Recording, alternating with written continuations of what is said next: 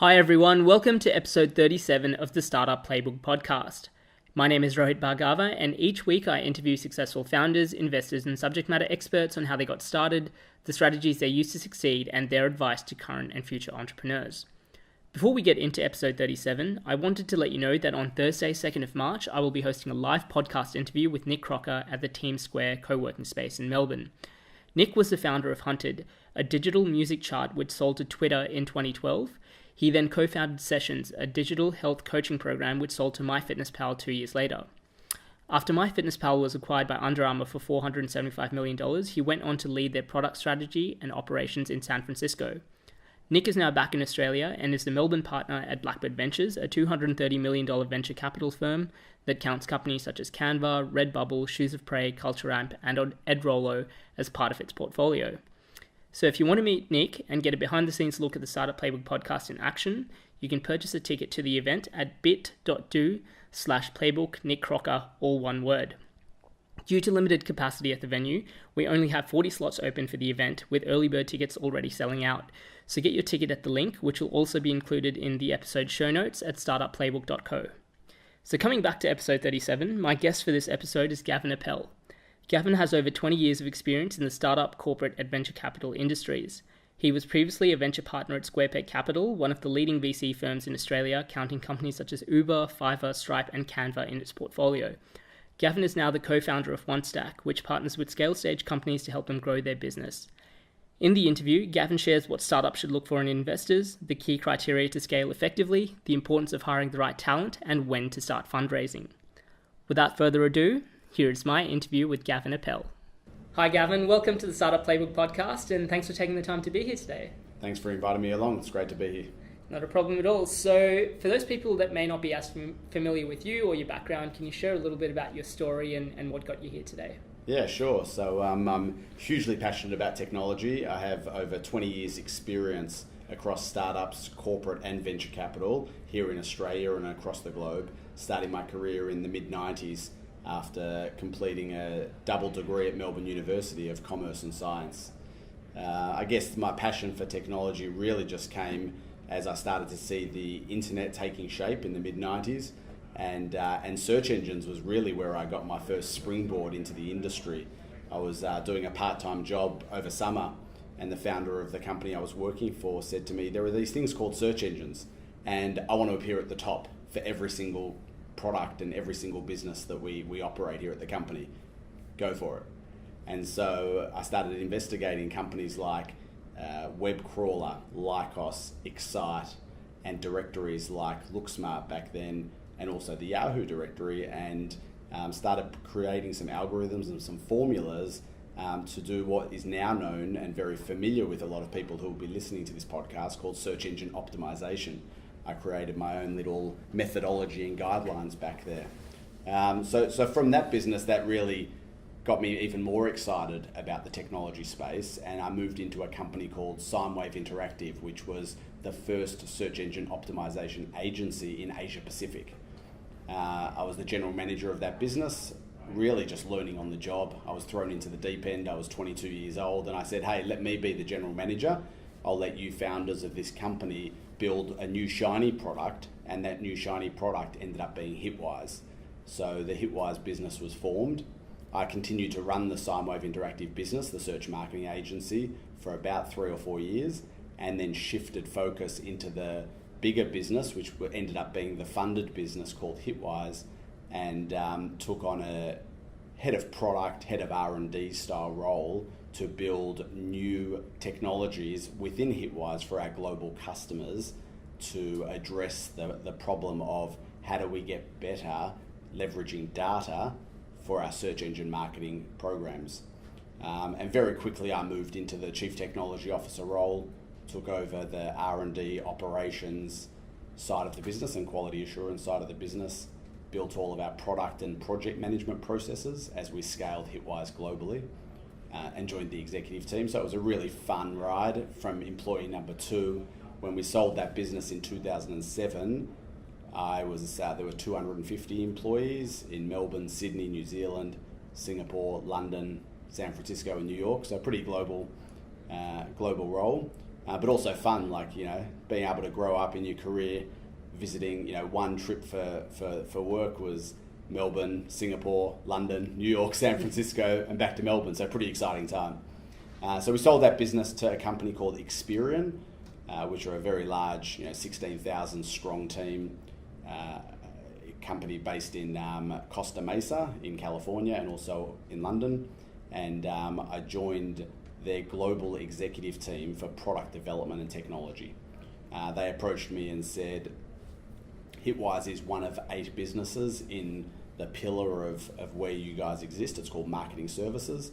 We want to create a global product and technology organization, so we're going to take those 8 business units and extract out the development teams and product teams to get some synergy and scale, and we want you to lead our global offshore development team to generate even further scale.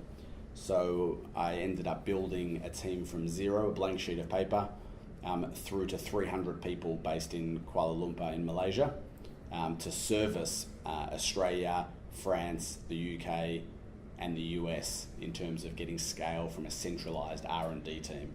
So lots of people flying in, lots of people flying out, incredible experience in a very large organization, but it taught me a lot of amazing new skills of how to work in a global virtual world, which we now, in our technology space, and many of the businesses of people who will be listening to this, work in a virtual world, people working from home, people working remotely. 4 years at Experian taught me a lot about how to be able to manage remote teams and people who aren't in the office all of the time. So after 4 years, lots of traveling. 2011, I had my third child in the 5th of January. And in that 1 year, I did 21 overseas trips. Closest place was Malaysia, furthest place was London or New York, and came to December that year and thought, okay, it's time. It's enough traveling. And I had achieved the milestones that I had set out to achieve post-acquisition of Hitwise. And I left Experian, played around with a bit of consulting in Australia for about 9 months before joining Square Peg Capital as a founding partner there as Square Peg Capital was being formed. Square Peg Capital's a large venture capital firm here in Australia. I believe you've interviewed Paul Bassett, one of the co-founders. And that was an amazing ride. I stayed with Square Peg for 3 years, learned so much about the investment community locally, the VC community globally, understanding what it is that a founder needs from capital and what capital can provide a organization, a tech startup to drive growth and drive acceleration. And while we were at Hitwise, we raised significant capital. I think overall over $20 million US we had raised. So it's seen the Series A and Series B go through that business, but sitting on the other side of the fence, on the VC side of the fence, you're looking at businesses in a very different way. You're looking at them, you're looking across a large breadth of the industry because you're seeing so many people pitch at you. So therefore, understanding what your thesis is to invest and therefore which businesses to spend time looking at versus which businesses not to spend time looking at is not an easy task, and one that you have to be quite rigorous about in terms of how you best spend your time, because for a founder, time is your most precious resource, but also as a VC, their time, whilst people think they've got a lot of time, there's a lot to be done as a venture capital firm. And then in 2015, I left Square Peg and started OneStack, which is the business I co-founded with Jonathan Jeffries, and many of you might know him as JJ, and that's where we are today. Fantastic. So obviously a complete wealth of experience over your career, playing a lot of different roles. I'm just curious to kind of dive in a little bit deeper into some of the things that you mentioned of just being able to pick up on things really quickly in terms of knowing which opportunities to explore further and which opportunities should be kind of dropped. What do some of those things look like for you as either as an investor or as someone working at OneStack for clients? Yeah, so that's a fantastic question. It's something that you think about every single day as an investor, and even at OneStack, when we think about the clients that we want to work with or what we want to partner with on their journey for growth, it's something that we have to look at really carefully. For me, it's really about looking at what is the problem that these founders are looking to solve. And is that a real problem? There are many founders out there that we've seen businesses over the course of the past 6-7 years where sometimes you don't truly believe that they believe in the problem that they're solving. And therefore it's very hard to put your time and effort or capital into a business if there's not a true problem being solved. So I think that really underpins the first step. And then it's how large a problem is that they're looking to solve. Now at OneStack, we don't need to partner with founders that need to return a fund, and our economics are not, because we are not a fund. We don't have the same economics as a venture capital firm, but truly you want to be able to work with, our time's limited as well, and we want to be able to work with founders and companies and teams that are solving real problems, exciting problems, and with founding teams that themselves are ambitious and looking to make a dent on the world in terms of their day-to-day work that they're doing in their startup. Great. And so, I guess, flipping that switch, what is it that startup founders should look for in investors? Yeah. What are things that they should kind of consider when they're looking for funding? Yeah. I think that for me, over the past couple of years, moving from venture capital into OneStack, I think for me, there's a lot of focus by the media on venture capital and on funding, and that in order to build your startup, you need funding. And I would just say to all founders that is not the only path. The best path for you to be able to grow your business is from customers, and customers paying you for an awesome product that you've built that is solving a real problem, not just for the founder and not just for the finance team or the HR team, but for their whole team. And that to me is a fantastic way to be able to fund your startup through customers. Now, of course, that once you hit product market fit, then you may want to push down on the accelerator either a little bit or a lot. And to do that, getting external capital is a path well trodden by a lot of startup founders locally and globally. And so then that begs the question is, why do we want to take the capital? What are we going to do with the capital that we take? What impact do we want it to have on our business?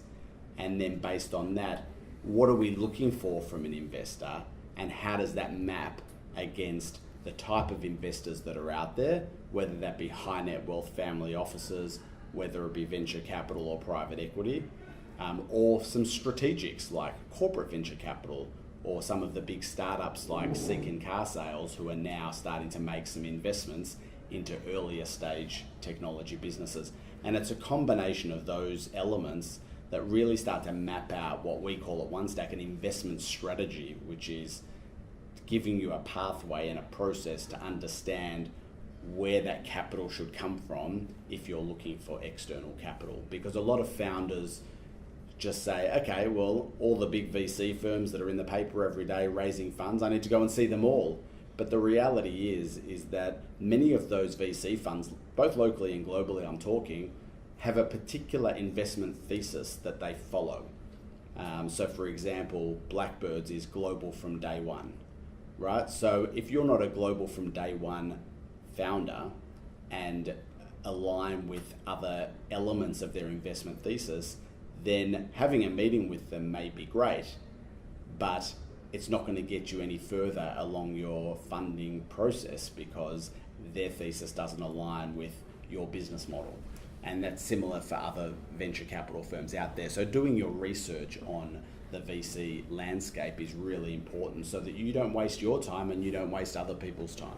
Yeah, absolutely. That was actually one thing that I was going to suggest as well, is a lot of startup founders look at investors or funds as, hey, they've got money, I've got to go and pitch to all of them. Yeah. Hopefully they'll get me something, not really doing their research on who they've invested in previously, what their investment thesis is, and a few other factors as well that are kind of important for that match to be made.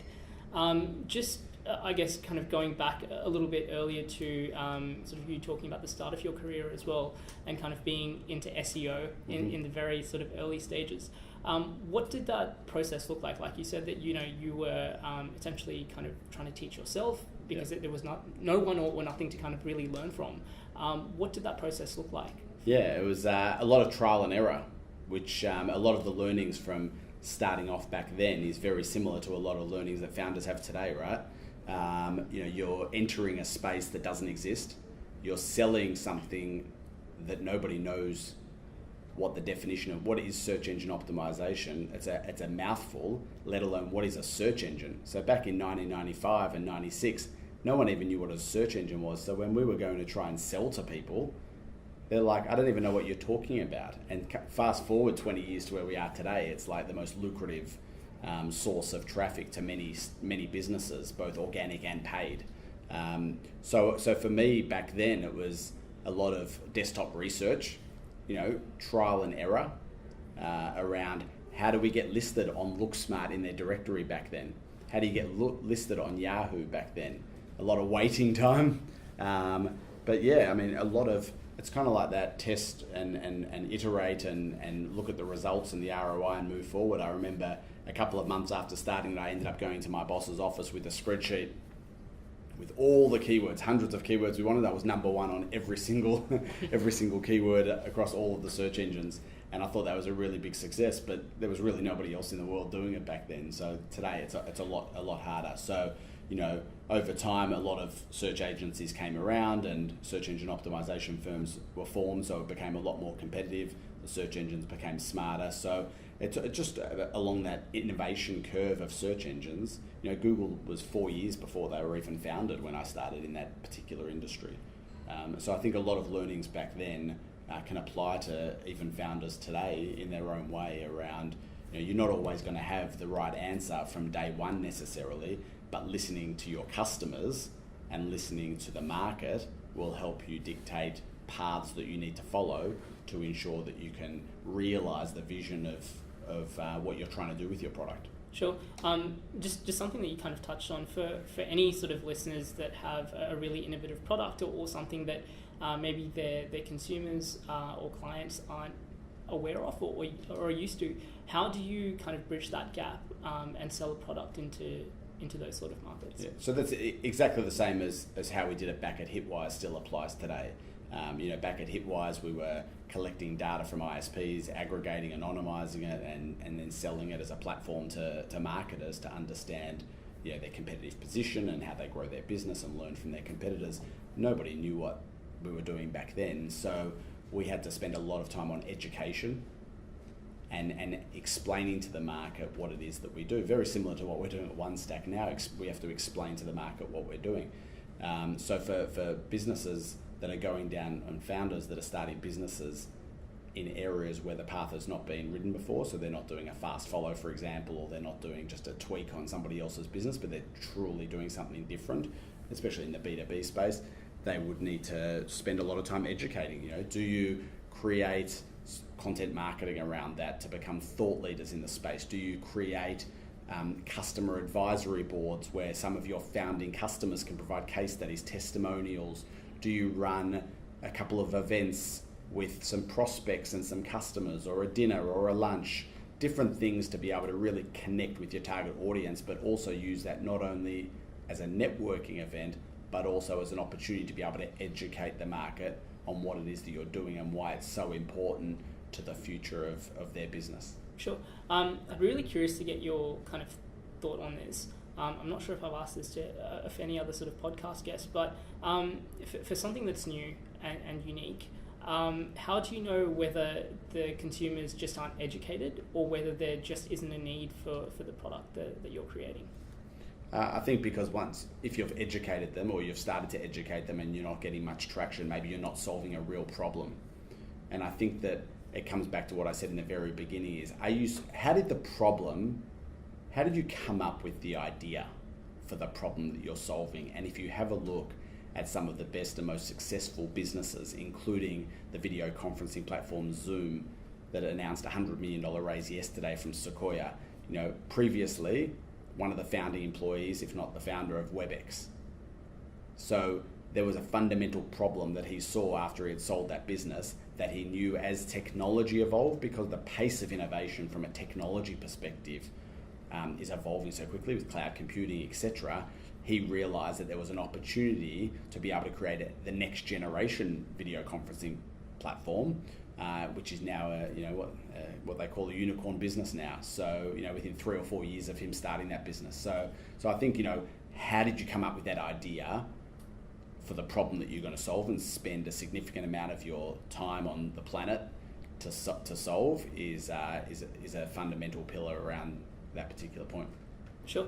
And obviously kind of looking at companies who, I guess have that problem that they've identified, get that initial product market fit. What does that next stage look like of really kind of scaling and growing a company and going from 2 people to a 250 person organization? Yeah, so I think it's really the pace of acceleration and the appetite of the founder and the executive team to really drive growth. So if you have a look at one of our clients, Unlocked, we started working with them 6 employees pre-seed, and now they're 60 employees in 4 cities around the world. They've closed over $20 million US, an incredible board, and in the process of their Series B. There's a founder and CEO who is aggressively tackling the global problem that he wants to solve as quickly as possible, where there are other founders who are not as aggressive in the pace of which they want to grow their team. So where are some problems, or where are some areas that are friction for businesses that are going through that scale, which is your question. And I would say around building an outstanding team, but hiring the right people with the right skill sets at the right time. Because mishires, whether they be skill set misalignment or culturally misaligned, can really have a significant impact on a business's pace and also on a business's culture. So it's really important to get the org design and structure right. The second thing I would say is around process and systems. As you're scaling, you don't want to every 6 months as you double your business, or every 3 months as you double your business, you don't want to have to go back and re-engineer all of your systems and your processes from the get-go. I'm not saying build an A380 when you're doing 30,000 MRR, but you still need to think fast forward and think about, okay, well, what pillars can I put into the ground today that will allow us to be able to scale, 10x or 50x or 100x, depending on the rate of growth your business is going through. And then the third part is really around investment.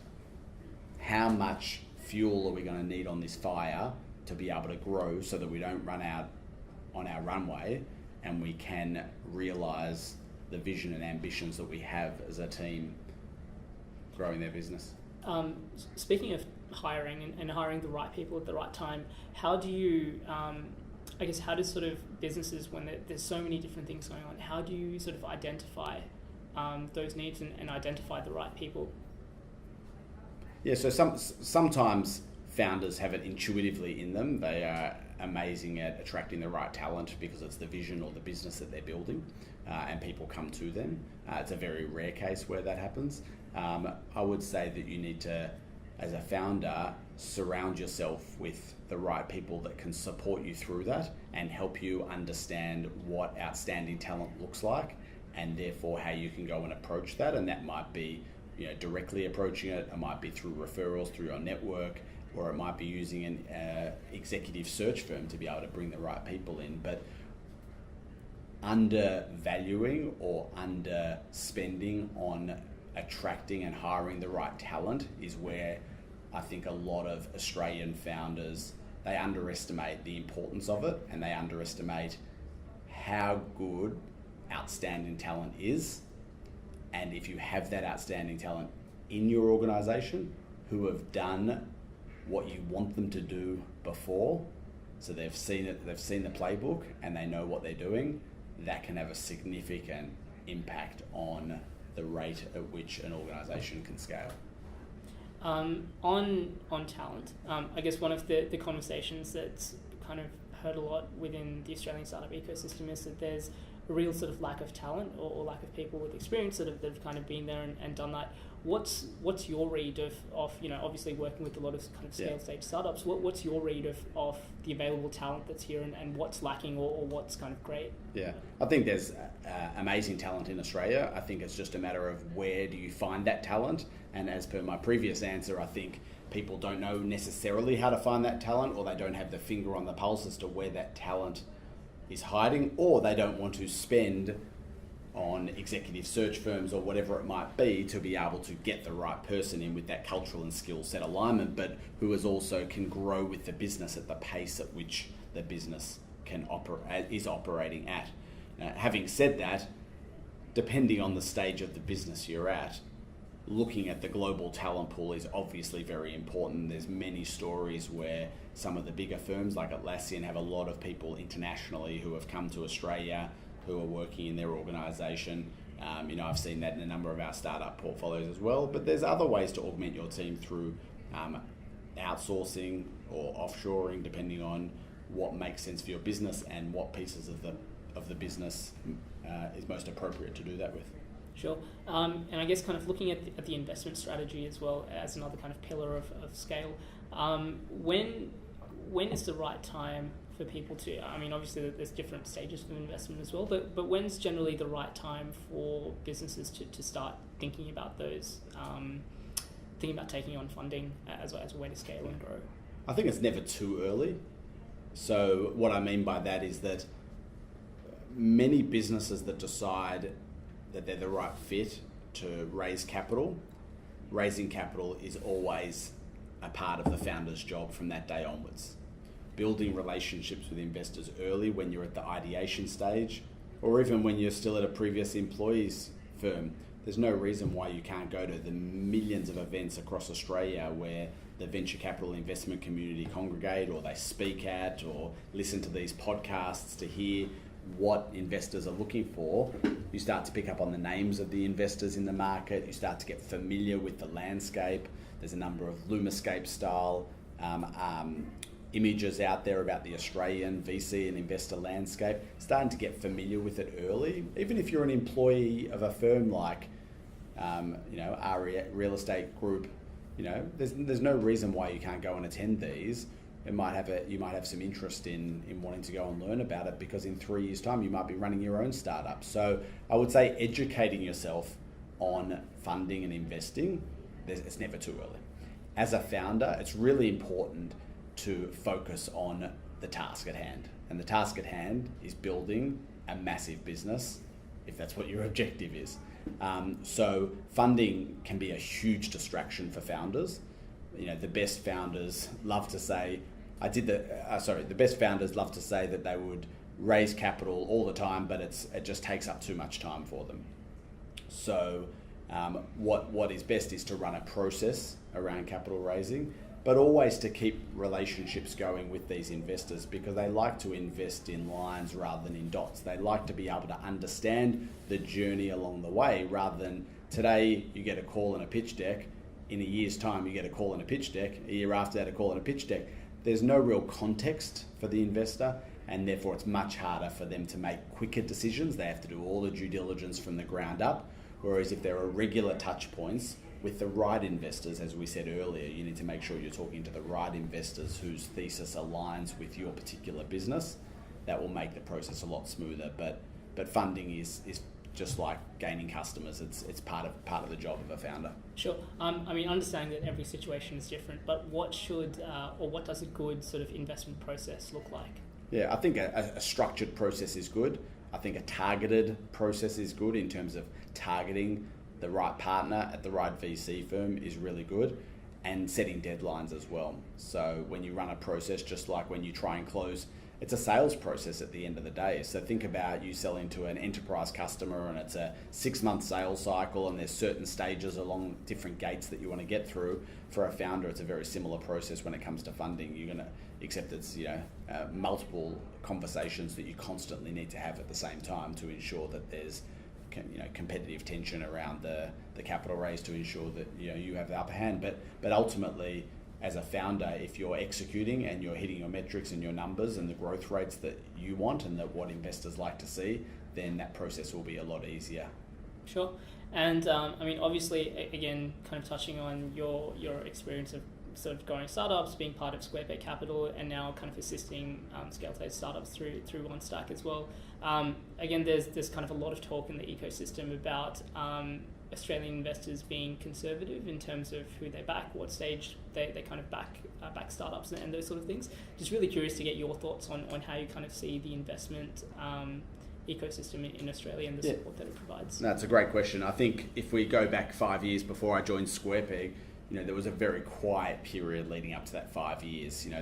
There were funds around in the late 90s, early 2000s. It was very quiet after that. That's when companies like Campaign Monitor, companies like Atlassian were founded. There wasn't a lot of capital in markets, so the only way to grow the business was to be able to get revenue from customers.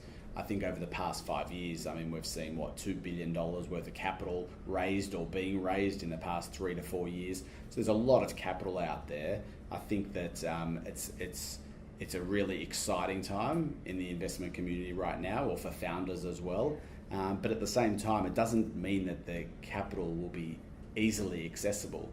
Just because there's a lot more capital doesn't mean that the bar at which these investors are looking at is going to be reduced. Ultimately, they've got a goal of what they need to achieve, because they are ultimately responsible for the funds that they deploy, which are from their limited partners, the people who give them the money. So just because there's more money and also more startups, which is amazing for us in the ecosystem, doesn't mean it's going to be easier to get that capital. So if we look, even today, there were 2 major funding rounds announced, both of which were from overseas VCs. So that it's not just the Australian VCs and high net wealth that are investing, but large international VCs are also have a very sharp eye on the Australian market and starting to deploy serious checks.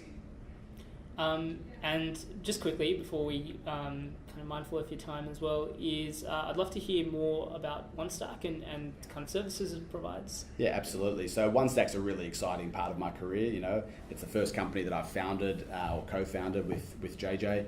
And the real problem that we're solving is that with all this capital that we just discussed coming into market, and the growth in founders in this market as well, these investors are still really early in their life cycle of creating their funds and deploying their capital with razor sharp focus there. There isn't a lot of highly skilled, experienced operating executives who have been there, done that, sitting on the entrepreneur side of the table, helping them accelerate the growth of their business. And OneStack is really here to partner with entrepreneurs, help them strategically, operationally, and through connectivity to a wide range of service providers, investors, government, and corporates to help them scale their business across each of the functional areas required to scale. So when we go to a founder and we connect on, yes, we love the founder and we believe in the problem being solved, we then break down what are the gaps in that organization. How can we as OneStack partner with the founder to be able to help them accelerate, whether that be across talent, the investment strategy, product and tech, around connecting them to the right lawyers or accountants or even business development as well. That's ultimately what we want to do as OneStack, as a growth consultancy firm for early stage tech businesses. So almost like a one-stop shop for scaling your business. Just like tech businesses, tech stacks, we're OneStack to be able to scale your business, yeah. Fantastic. And so it's a really exciting time. The other part to our business as well is that we help international businesses like Stripe with their market entry and penetration into the Australia and New Zealand landscape. Great. So for anyone that wants to sort of find out more about OneStack, what's the best way for them to do that? Yeah, so we've got obviously our website, onestack.co, and our Twitter handle, OneStackHQ, 2 places that are a good starting point, or they can just contact us via the website or send us a tweet. You can also obviously follow me on Snapchat, Gavin.Appel, Appel, and I tend to do these weekly wrap-ups on the tech landscape. My lens on 3 to 5 things that I think have been really interesting over the past week in the tech landscape. So get on board. I'll make sure that those links are in the show notes, and highly recommend checking out Gavin's weekly wrap-ups on Snapchat as well. So Gav, just before we wrap up, final question for you as well. I guess again, considering all of the experience that you've kind of had in the ecosystem, what would you like to see more of moving forward, from in everything from like startups and ideas to government support? What would you like to see more of happen in Australia? Yeah, so in order for us at OneStack to succeed in our particular job, we need to keep a lens on what's going on in other ecosystems around the world. So last year we visited 6 different ecosystems: London, New Zealand, Seattle, San Francisco, Melbourne and Sydney. And what we do at OneStack is we take learnings, cultural learnings, talent learnings, development learnings from all of these different ecosystems to be able to help plug into the founders and the ecosystem that we work within, which is Australia. And I think that one of the biggest things and the biggest learnings that I have around all of that international experience is celebrating the successes. And if you look at Israel, where I visited in 2015, their tech founders are treated like rock stars. They're absolute rock stars. They're promoted.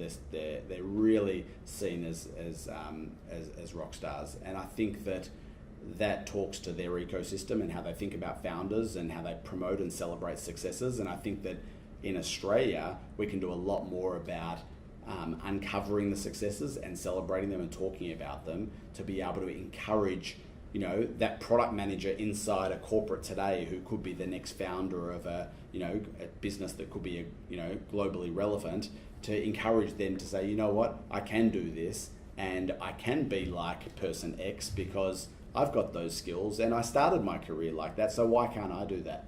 And so promoting entrepreneurship and as well having the government behind it and doing more around what they're doing around attracting international businesses to Australia and promoting innovation in Australia are areas that I think we can do better.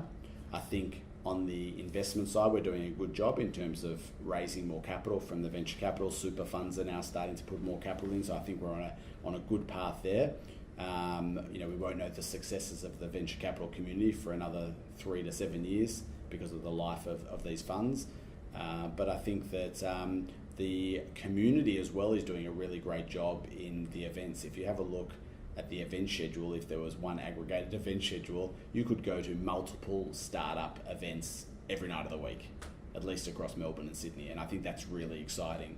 So the advice I'd have for founders listening to this is make sure that you're attending the right events where you will get value out of it, because you can spend every night of the week away from your family and at these events, and it's really important that you put a filter over what will help me either give me the confidence to go out there and start a business, or what will help me generate more customers if I am, or generate more thought leadership if I am already running a business, before you think about saying yes to every single event out there on the schedule. But the most important thing for me and for JJ and for OneStack is that people have fun, that they're out there and that they're working with awesome humans and they're having a great time, and obviously success will come as a result of that.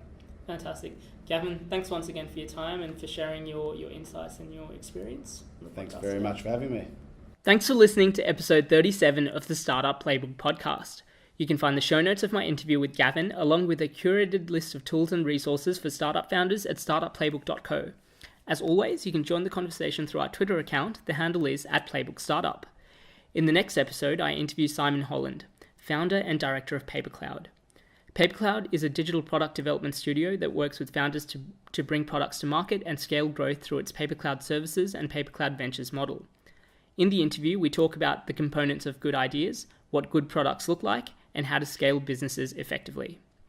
Also, before I go, a quick reminder about the live podcast interview with Nick Crocker from Blackbird Ventures on the 2nd of March. You can register for the event via the link bit.do/playbook-nick-crocker, which will also be included in the show notes for this episode. I hope to see you at the live session on the 2nd of March. In the meantime, don't forget to subscribe to stay up to date with our latest episodes. Thank you for listening, and I'll see you at episode 38 next week.